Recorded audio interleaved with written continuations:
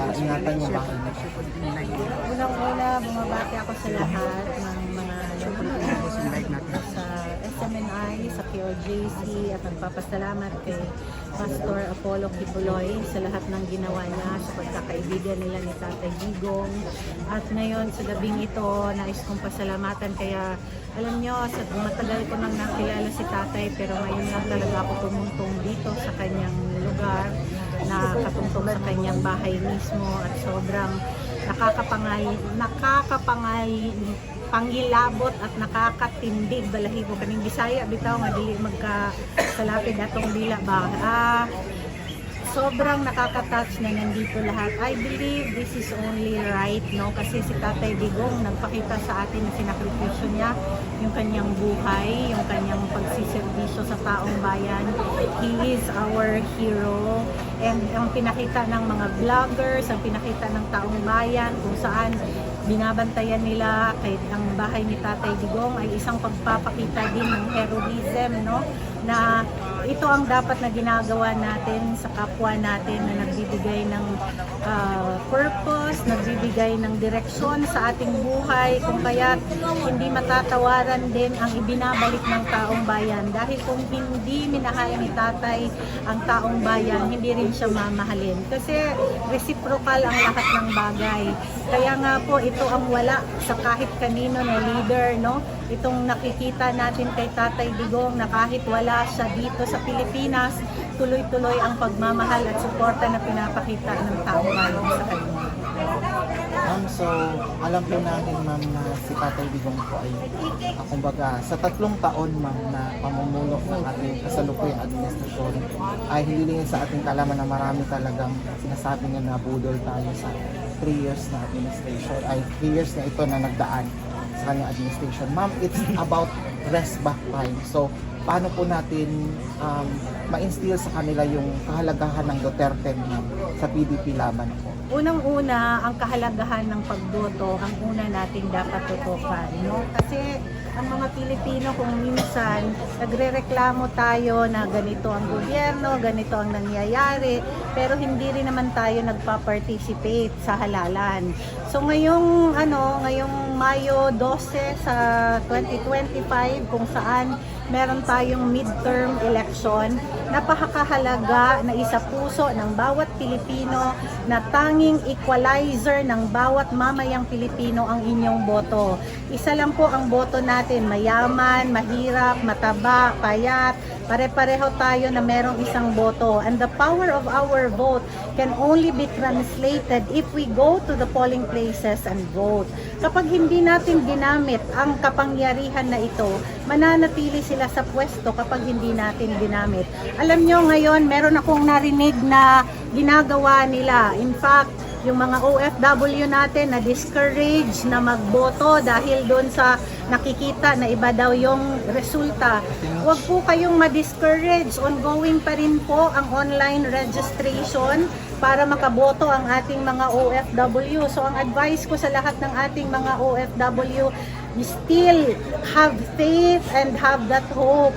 Ipakita natin ang ating lakas, mag-online register kayo at magboto kayo. Whatever the receipt na nakikita ninyo, merong explanation ang COMELEC about this.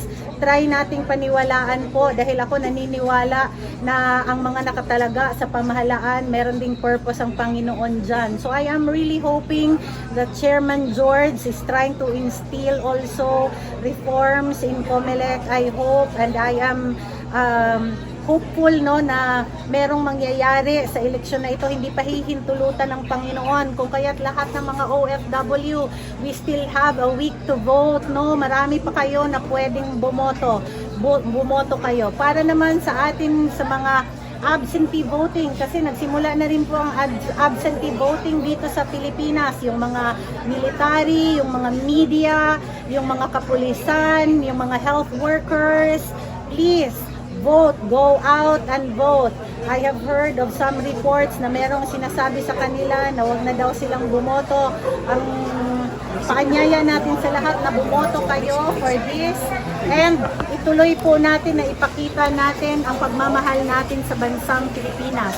Sa atin naman po na magboboto ng regular on May 12, Tandaan po natin, magsisimula ang botohan ng alas 5 ng madaling araw para sa mga pregnant, may kapansanan, at sa mga senior citizens. Pasok tayong konti kasi umuulan, okay? Para hindi kayo magata. Ang ano natin, ang advice natin, go out and vote on May 12. Agahan natin. Ang lahat ng mga watchers, agahan din natin. Ito lagi kong sinasabi sa ating mga kababayan. Kapag kayo ay bumoto, don't just go there to be a voter. Be a watcher as well. Unang-una, bakit ko sinasabing maging watcher kayo? Unang-una, pagkuha ninyo ng inyong balota, tingnan ninyo kung ang inyong balota ay walang pre-shading. Kasi may mga areas po tayong naririnig na sinasabi nila na merong programa ang ibang mga lokal na pamahalaan na mag-pre-shading. Kapag nakita ninyo na merong pre-shading ang inyong balota, ireklamo na ninyo na po. Pag may nakita kayong mga watchers ng PDP Laban, i-report nyo. Kung wala naman pong pre-shading, make sure that you are going to vote straight PDP Laban dahil sila po ang ating mga pag-asa para sa darating na eleksyon. Dahil kailangan ang Senado ay mapuno natin ng mga kaalyado ni Pangulong Duterte upang maiwasan natin ang mga pangyayaring naganap na. Sa likod po ng ating balota, nandoon din po ang boto para sa party list. Tandaan natin, iisang party list lang po ang kailangang iboto dahil kung marami kayong isi-shade, mai-invalidate po ito. Ang PDP Laban ay meron pong kaalyadong 8 party list group. Isa na rin po dito ang 134 ABP party list na kinabibilangan ko. Pero marami po tayong mga kababayan, 63 seats. Tandaan natin ha, there are 63 seats sa kasalukuyan na party list groups. And 41 out of the 63 seats ay bumoto po para ma-impeach si VP Sara Duterte. This time around, bumoto po tayo ng tama. Gaano ba kahalaga na butohin natin ang mga party list? Alam nyo na sa mga district representatives ngayon, napakakonti ng tumakbo under PDP Laban and under the Duterte Alliance, no? Pero sa party list, meron po tayong pag-asa. Bakit mahalaga? Alam nyo, there are only 11 days left para sa sesyon ng Senado pag bukas muli ng session sa June 2. Sa tanaw namin, sa paningin namin, hindi matatapos ng Senado ang impeachment trial ni Vice President Sara Duterte within 11 days. Kaya nga po, ito ay mako-close under the 19th Congress. So ang mangyayari po, uulit yan in the next Congress. At kailangang intindihin ng ating mga kababayan na magpa-file ulit sila ng impeachment against VP Sara pagdating ng next Congress. Kung kaya importante na wag nating palagpasin ang pagboto ng mga kaalyado na party list ng ating Pangulong Duterte dahil sila din po ang magbabantay sa Kongreso na hindi maulit ang ating experience sa Quadcom, sa Tricom at sa lahat ng panggigipit na ginagawa nila sa pamilyang Duterte. At ito pa ang paalala natin sa ating mga kababayan. Pagkakuha po ninyo ng inyong mga balota, nakapagboto na kayo, hindi po bawal na ang botante ay silipin ninyo kung ang internet ay nakapaskil doon sa mga machines. Ito ang panawagan natin na kailangan hindi nakasaksak sa internet ang machines para hindi po magkaroon ng any opportunity para doon sa mga merong masasamang balak na baguhin ang resulta ng ating eleksyon.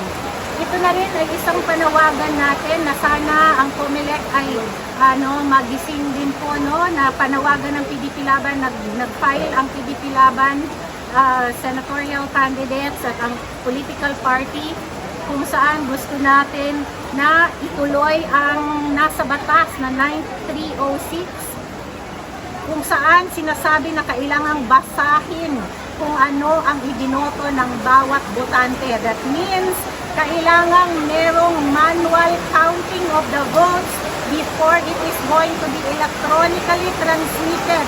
Dahil yun lang ang paraan upang makita natin kung tunay ang mga boto na binasa ng machine na pwedeng ating mga botante. Hindi po ito bawal dahil ito ay nakasaad mismo sa batas. Kung kaya't nais natin na ito ay manawagan ang bawat mamamayang Pilipino para dito ay paramdam natin na tayong lahat ay gusto ng tahimik, mapayapa at tunay na resulta sa ating eleksyon. May final na lang ma'am, mensahe niyo na lang po kay Tatay Digong at sa mga supporter niya. Panalangin po natin sa kanyang pagbabalik. Oo, isa sa reason talaga na nandito ako sa Davao City is not to campaign but to visit Davao City, join with the Green Rise Action, yung ating movement na ginawa para si Tatay Digong ay mapabalik dito sa Pilipinas at tuloy tayong manalangin. So, lahat tayo na nandito, even dito sa kanyang bahay, ayan, kahit umuulan, nandito pa rin ang mga tao na nagbabantay kay Tatay Digong. We are hopeful na yung plea at yung petition na sinabit ni Attorney Kaufman ay pagbigyan ng ICC. Ako, nananalangin ako personally that the ICC will hear and will see the bulk of the Filipinos who are supporting Tatay Digong dahil wala pong masamang tao na kung saan ang buong Pilipinas at ang buong mundo kung saan man merong Pilipino ay nagpapakita ng suporta at panalangin upang siya ay maibalik sa Pilipinas. So, sa lahat ng mga judges, I know that the ICC is a fair judge.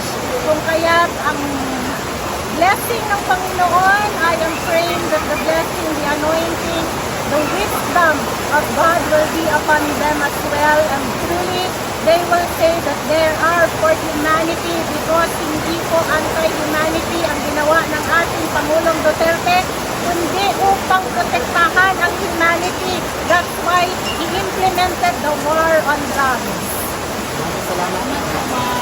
Thank you so much po. Kailangan na natin tayong